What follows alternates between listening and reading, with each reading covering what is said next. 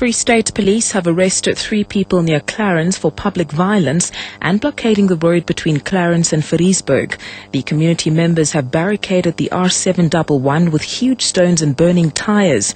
Police spokesperson Mako Mupuring says today a vehicle and a bus were damaged while travelling on the road bound for the ANC centenary celebration in Bloemfontein. The protest action started on Friday when community members blockaded the roads. They complained that the local municipality had failed to respond to the memorandum regarding certain road construction projects in the township. Yesterday, they confronted the police and private vehicles were damaged. Motorists are advised to use alternative routes to Fariesburg, Qwaqwa and Bethlehem. The situation is still very tense and police are monitoring it. Meanwhile, people attending the mass rally, which marks the ANC centenary celebration in Bloemfontein, are arriving at the Free State Stadium. The crowd will be entertained by artists including Zahara, Deborah Fraser and Solly Moholo. The ruling party's invited guests, heads of state and government officials, are expected to arrive from 1 o'clock. President Zuma will deliver the centenary speech at about 4 o'clock. A cake cutting and award ceremony will then follow before the day's program ends with a fireworks display. Still in local news, 8 people have been killed in 2 separate accidents in KwaZulu-Natal. In the first accident late last night, 3 people were killed on the Louskop Road in the KwaZulu-Natal Midlands when their bakkie overturned. 10 people were injured in that accident. In the other accident early this morning, 5 occupants of a car were killed on the R34 in the eMakhosini area outside Ulundi in northern KwaZulu-Natal.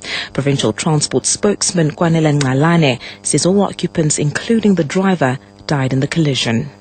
It is alleged that a driver of a Toyota Corolla lost control and it overturned.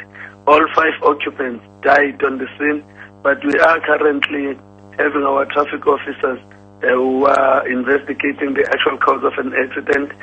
But we are also, through our NHS system, we have detected that the number plate is an incorrect number plate. Therefore, our traffic officers are busy with the investigation, and the police are investigating whether the vehicle was stolen or not.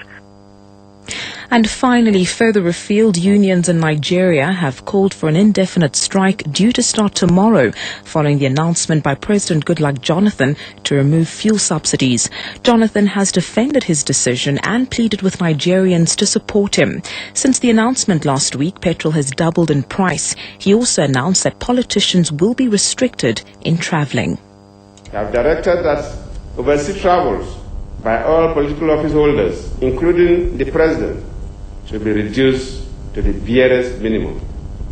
For the year 2012, the basic salaries of all political office holders in the executive arm of government would be reduced by 25%.